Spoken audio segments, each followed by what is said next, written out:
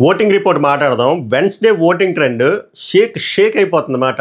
ఎవరి వల్లరా షేక్ అవుతుందిరా అంటే జస్ట్ ఒక్క ఎపిసోడ్, నిన్న పడిన ఒక్క ఎపిసోడ్, అది కూడా ఒక టాస్క్, అది కూడా 10 నిమిషాల టాస్క్, లైవ్లో 20 నిమిషాల టాస్క్. దాని ఇంపాక్ట్ ఎంత క్రియేట్ చేసిందిరా అంటే, ఇప్పుడు మనకు తెలిసిందే ఫస్ట్ పొజిషన్లో తనూజ ఉంది, అందరికీ తెలిసింది, ఓపెన్ ఫ్యాక్ట్. సో తనూజాకి దరిదాపుల్లో కూడా ఎవరో లేరు. సెకండ్ పొజిషన్లో నేమ్సేక్ కళ్యాణ్ ఉన్నాడు. ఇది మనం రోజు మాట్లాడుకుంటుంది, ఆ వీడియోలు కూడా పబ్లిక్ మోడ్లోనే ఉంటాయి. నిన్న దెబ్బకి ఏం జరిగిందో తెలుసా మీకు? చెప్తా చూడండి. కళ్యాణ్ ఫ్యాన్స్ ఆల్మోస్ట్ తనూజా ఫ్యాన్స్ని బీట్ చేసేపోయారు. ఇంకా చెప్పాలంటే కళ్యాణ్ ఆల్మోస్ట్ తనూజాని బీట్ చేసేపోయాడు అంతే. సో ఇక్కడ మ్యాటర్ ఏంద్రా అంటే, నాకు ఒక సరైన ఎపిసోడ్ ఇంకో 2-3 వస్తే నీ పొజిషన్ నేను బీట్అవుట్ చేసి నేను ఫస్ట్ పొజిషన్లోకి వెళ్ళి నిన్ను సెకండ్ పొజిషన్లో పంపగలను అనేలాగా ఒక వార్నింగ్ సిగ్నల్ పంపాడు. ఎవరు? కళ్యాణ్ ఫ్యాన్స్ తనూజా ఫ్యాన్స్కి పంపారు. అది చాలా క్లియర్ ఎవిడెంట్గా కనిపిస్తుంది ఓటింగ్లో, మామూలు ఎవిడెంట్గా కాదు. ఏంటి ఒక్క ఎపిసోడ్కి, అది కూడా 10 నిమిషాల టాస్క్కి ఇంత ఇంపాక్ట్. సో నేను ఆల్రెడీ చెప్పా, కళ్యాణ్ ఫ్యాన్స్ ఆకలి మీద ఉన్నారు, మామూలు ఆకలి కాదు. వాళ్ళకి వెతుకుతున్నారు ఎక్కడ దొరుకుతుంది. ఇక్కడ నిన్న ఇంకో లక్ ఏమైందంటే, ఆ టాస్క్ అయింది. ఆ టాస్క్లో కొంచెం ఎల్కేజీ బుర్ర ఉన్నా అర్థమైపోద్ది అక్కడ కళ్యాణ్ చేసింది రైట్ డెసిషన్ అని చెప్పి నేను ఆల్రెడీ 2 వీడియోలు చేశాను, ప్రాపర్ అనాలిసిస్తో లైవ్లు చూసి కూడా చేశాను. కంగారు పడొద్దు, వెళ్ళి చూడండి.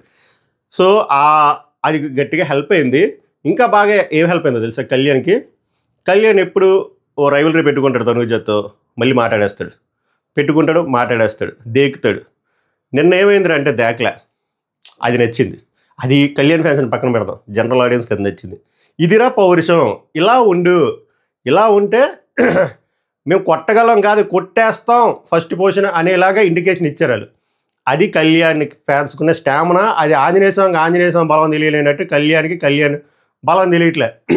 సో నేను ఏదైతే స్టాండ్ తీసుకున్నాడో ఆ స్టాండ్ మీద పర్ఫెక్ట్గా నించున్నాడు, ఆ డెసిషన్ ఇచ్చాడు. తర్వాత కూడా మినిమం దేకలే. సో అట్లీస్ట్ అలా ఉన్నా కూడా ఆ రైవలరీ చూడడానికి బాగుంటుంది. నిన్న తనూజ కూడా గట్టిగా ఎక్స్పోజ్ అయిందిలేండి, అవసరం లేదు అక్కడ పర్ఫార్మెన్స్, బట్ షీ క్రియేటెడ్. ఎలాగోలాగా ఒక బ్యాడ్ లైట్లో పెడదాం అన్నట్టు ట్రై చేసింది, బట్ వర్కౌట్ అవ్వలే. మెయిన్ ఎపిసోడ్ లైవ్ చూసే చెప్తున్నా, కళ్యాణ్ తీసుకున్న డెసిషన్ 100% కాదు కదా, 1000% రైట్. అది అలా అవ్వడానికి ఒక రాంబాబు చేసాడు. ఆ రాంబాబు గురించి ఓటింగ్ అనాలిసిస్లో ఆ పొజిషన్కి వచ్చినప్పుడు మాట్లాడతా. సో ఇవన్నీ ఎందుకురా చెప్తున్నానంటే, మొన్నటి వరకు సెకండ్ పొజిషన్లో ఉన్నాడు కళ్యాణ్, ఈ రోజు కూడా సెకండ్ పొజిషన్లోనే ఉన్నాడు కళ్యాణ్. కానీ నిన్న సెకండ్ పొజిషన్లో ఉన్న కళ్యాణ్కి, ఈ రోజు సెకండ్ పొజిషన్లో ఉన్న కళ్యాణ్కి నక్కకి నాగలోకానికి ఉందన్న డిఫరెన్స్ ఉంది. ఎలా ఉందో తెలుసా? ఆల్మోస్ట్ కొట్టేపోయాడు. నేను నిన్ను కొట్టగలను అని చెప్తున్నాడు కళ్యాణ్ తనూజని. నేను నిన్ను ర్యాంకింగ్లో కొట్టగలను, నాకు ఇలాంటి 2 ఎపిసోడ్లు పడితే నేను నిన్ను కొడతా, దెబ్బకు నువ్వు 2వ పొజిషన్లో పడిపోతావు, అలా ఉంటుంది మనతో అన్నట్టు ఉంది. ఎక్కడో కళ్యాణ్గా టైం మారుతుంది అన్నట్టు అనిపిస్తుంది. సో మారితే న్యూట్రల్ ఆడియన్స్కి అట్లీస్ట్ ఐసీలో ఉన్నది జనరల్ వాడికి వెళ్ళినట్టు అనిపిస్తుంది అన్నమాట ఈ సీజను. చూద్దాం, ఎక్కువ ఎక్స్పెక్టేషన్ పెట్టుకోవద్దు, బట్ ఓటింగ్లో చాలా చేంజ్. సో ఫస్ట్ పొజిషన్ మళ్ళీ నేనేమి కళ్యాణ్ ఫస్ట్ పొజిషన్లో ఉన్నాడని చెప్పను, వచ్చేపోతున్నాడు. ఇట్స్ అన్ అలారమింగ్, ఇది ఒకటి మన నోరు తెరు, ఇదే warning sign. Okay, so first పొజిషన్లో తనూజ ఉంది. తనూజ ఓట్ బ్యాంక్ ఇంపాక్ట్ అవుతుందా అంటే నిన్నటి దాకా గట్టిగా ఇంపాక్ట్ అవుతుంది, చాలా ఎక్కువ ఇంపాక్ట్ అవుతుంది. జనరల్ ఆడియన్స్కి కూడా కదిలించింది. సో ఫస్ట్ పొజిషన్లో తనూజ పుట్టస్వామి, సెకండ్ పొజిషన్లో కళ్యాణ్ పడాలా, పెద్ద డిఫరెన్స్ లేదు. నేను ప్రతి ఓటింగ్లో చెప్తున్నా వీళ్ళిద్దరికి చాలా డిఫరెన్స్ ఉంది. నేమ్సేక్లో సెకండ్ పొజిషన్లో కళ్యాణ్ ఉన్నాడని. ఇవాళ నుంచి అలా లేదు. మీరు కావాలంటే ఏ పోల్కైనా నిన్న నైట్ నుంచి వెళ్ళి చూడండి, ట్రమండస్ చేంజ్ చూస్తారు. నేను మార్నింగ్ ఒక పోల్ పెట్టా, ఎవరిది రైటు రాంగ్ అని చెప్పి. కళ్యాణ్ పడాలా అదే రైట్ అని చెప్పి ఎంత పర్సెంట్ వచ్చింది ఒక్క సోర్స్ చూడండి. 85,000 ఓట్స్ పోల్ అయ్యాయి. అందులో ఎంత పర్సెంట్ కళ్యాణ్ రైట్ అన్నారో చూడండి ఒకసారి, మీకు అర్థమవుతుంది. నాదని కాదు, పోనీ వేరే రివ్యూలు పోర్లు చూడండి, ఆన్లైన్ అన్నీ చూడండి ఒకసారి ట్రెండ్ కోసం. సో చాలా ఇంపాక్ట్ క్రియేట్ చేశాడు. ఈ వారం ఇంకొక టాస్క్ పడితే న్యూట్రలైజ్ అయిపోద్ది, మామూలుగా ఉండదు. అప్పుడు నెక్స్ట్ 5 వీక్స్ పోటీ ఉంటుంది. పోటీ కావాలి కదా మనకి, వారు ఎప్పుడు వన్ సైడ్ అయిపోకూడదు, వారు గట్టిగా ఉండాలి. అది సెకండ్ పొజిషన్లో కళ్యాణ్ పడాలా ఉన్నాడు, చాలా గట్టిగా ఇస్తున్నాడు పోటీ, మామూలుగా ఇవ్వట్లేదు. 3వ పొజిషన్లో ది ప్రభంజనం కాదు, మనోడి పేరు రాంబాబు. ఏ రాంబాబు? దృశ్యం సినిమాలో రాంబాబు లాగా నేను సీన్ రీక్రియేట్ చేసి వాళ్ళకి అలాగా ఇంజెక్ట్ చేశాడు ఆ సీడ్. ఏమైందంటే ఆల్రెడీ చెప్పి మళ్ళీ చెప్తున్నా, అక్కడ 6వ బ్లాక్ ఫస్ట్ పెట్టింది సంజన. పెట్టిన 5 నిమిషాలకి 7వ బ్లాక్ ట్రై చేస్తుంది. అప్పుడు 6వ బ్లాక్ పెట్టిన టైంకి మనోడు 5వ బ్లాక్లో ఉన్నాడు. 6వ బ్లాక్ పెట్టి నించుంటుంది, 5 నిమిషాలు అయిపోయిన తర్వాత 7వ బ్లాక్ ట్రై చేసినాడు, అది పడిపోతుంది. అప్పుడు 6వ బ్లాక్ పెడుతుంది. అప్పుడు ఈయన 6వ బ్లాక్ ముందు పెడతాడు. సో ముందు ఎవడు పెట్టాడు రా అంటే సంజనే పెట్టింది. అసలు ఆ రూల్ కన్సిడరేషన్లో లేదు, ఎందుకంటే అక్కడ ఉన్నది 6 బ్లాక్లు టైమర్ అంటే కన్సిడర్ చేస్తాం. బట్ ఈ నిబ్బలాజిక్ పట్టుకొస్తున్నారు కదా, ఈ నిబ్బలాజిక్ పట్టుకురావడానికి మెయిన్ రీజన్ రాంబాబు నేనే పెట్టాను, 6th బ్లాక్ నేనే పెట్టాను అనగానే అక్కడ దివ్యానిగిత నమ్మేసింది, హౌస్ మేట్స్ నమ్మేశారు, అందరూ నమ్మేశారు, చివరికి సంచలకు కూడా నమ్మేశాడు. అలా క్రియేట్ చేశారు రాంబాబు. ఆ ప్రపంచనానికైనా మనం ఓట్లు వేయాలి కదా, అలా ఓట్లు వేస్తున్నారు ఆయనకి స్క్రీన్ ప్రెజెన్స్ లేనప్పుడే ఓట్లు పడుతున్నాయి. ఈ మధ్య ఆయన ప్రతి ఆటలను ఏడలో విన్నో లూజో పక్కన పెడితే కనబడుతున్నారు కానీ ఓట్లు గట్టిగా పడుతున్నాయి. సో ప్రపంచనం రాంబాబు, మన సుమన్ శెట్టి గారు 3వ పొజిషన్లో ఉన్నాడు. 4వ పొజిషన్లో డిమాండ్ పవన్. నిన్న పాపం చిన్న అన్ఫేర్ అయితే జరిగింది, బట్ ఓటింగ్ అయితే కన్సిస్టెంట్గా ఉంది. చూద్దాం ఈ వారంలో ఏమైనా మంచి టాస్క్లు పడితే ఏమైనా ఎలివేట్ అవుతాడో లేదో అనేది.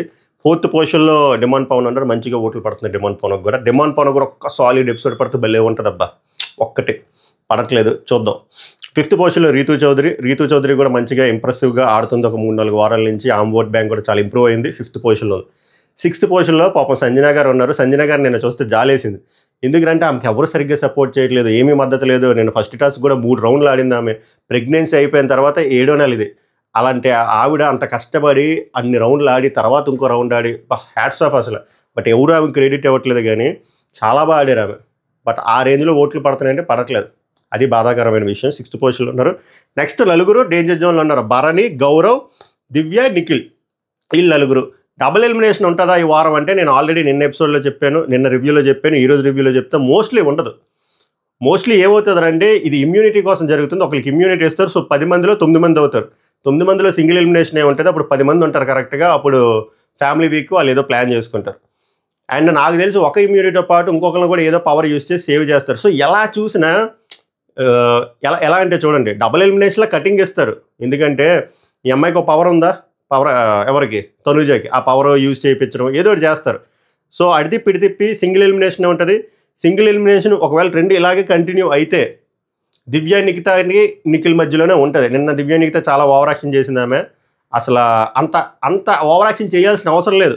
ఓ డైలాగ్ వేస్తుంది మాట లైవ్లోని, ఏమరా అంటే నేను ఏదైనా తప్పు జరిగితే సుమన్ శెట్టితో చెప్తుంది, నేను ఏమైనా తప్పు జరిగితే నోరిప్పి మాట్లాడతా, ధర్మం వైపు ఉంటా, న్యాయం వైపు ఉంటా, మన బిగ్ బాస్ హౌస్కి ఎందుకు వచ్చాం, మైక్ ఎందుకు ఇచ్చారు మాట్లాడడానికే కదా అని. ఆ అక్కకి ఒకటి అర్థం కావట్లే. ఒక 2 గంటల ముందు ఇంకో టాస్క్ జరిగింది, ఆ టాస్క్లో బోల్డ్ బ్లండర్లు జరిగాయి. సంచాలక రీతు బోల్డ్ తప్పులు చేసింది. అప్పుడు ఎందుకు నోరు లేగలేదురా అంటే అక్కడ మన ప్రభంజనం సుమన్ శెట్టి లేడు. ప్రభంజనం సుమన్ శెట్టి ఉంటే ప్రభంజనం సుమన్ శెట్టి ఓట్లు కూడా పడతాయి కదా.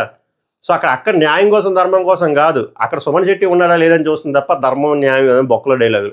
సో ఆమె కాంట్రడిక్ట్ చేసి ఒక హిపోక్రైట్లు తయారయ్యారు. అవసరం లేదంతా, చాలా ఎక్కువ మాట్లాడారు. పోనీ ఆమె టీమా కాదు, ఆమెకి ఏమైనా ఫరక్ పడుతుందా కాదు, పోనీ ఏమైనా ఆమె కరెక్ట్గా చెప్తున్నారా లేదు. So danger bells for Divya Nikhita and Nikhil. ఒకవేళ ఇదే కంటిన్యూ అయితే వీళ్ళిద్దరిలో ఒక అస్సాం వెళ్ళిపోవడానికి హై ఛాన్స్ ఉంది. బట్ మీ ఫేవరెట్ కంటెస్టెంట్స్కి ఈ 10 మందిలో ఎవరుంటే వాళ్ళు ఎవరో కామెంట్ చేయండి, ఎవరికి ఓటేస్తున్నారో చేయండి. అలాగే ఈ వారం ఎవరు ఎలిమినేట్ అయితే బాగుంటుందో చెప్పండి. And last but not least మా ఫైనల్ క్వశ్చన్, ఇమాన్యుయల్ ఫ్యాన్స్ మీరు ఎవరికి ఓటేస్తున్నారా హాయిగా ఎంజాయ్ చేస్తున్నారా, కొట్టుకుంటారా మీరని చెప్పండి. నాకు తెలిసి ఇమాన్యుయల్ ఫ్యాన్స్ సంజన గారికి ఓటు వేయట్లేదు, ఎందుకంటే ట్రెండ్లో కనబడట్లేదు. సో అది మ్యాటరు. ప్రోమో కానీ ఏమైనా ఇంట్రెస్టింగ్ వస్తే ప్రోమో అనాలిసిస్లో రివ్యూ చేస్తూ మాట్లాడుకుందాం. అంతవరకు ఈ వీడియోని ఆస్వాదించండి. ఈ వీడియో లైక్ కూడా అడగడం మర్చిపోయి, లైక్ చేయకపోతే ఇప్పుడు వరకు పొరపాటు మీరు చూస్తే లైక్ చేయండి, కుదిరితే హైప్ చేయండి, మీ విలువైన ఒపీనియన్ కామెంట్ చేయండి. సబ్స్క్రైబ్ చేయకపోతే it's worth to subscribe my reviews. అలాగే ఇన్స్టాగ్రామ్ లింక్ డిస్క్రిప్షన్లో పెడతా, మై రివ్యూస్ అఫీషియల్ అని చెప్పి. ఎటువంటి లీక్లు, అప్డేట్లు, అనాలిసిస్లు ఉన్న స్టోరీలు కానీ రీల్ కానీ పెడతాం. So please try to checkout my reviews official. Instagram link ఉంటుంది. సభకు నమస్కారం, ధన్యవాదాలు.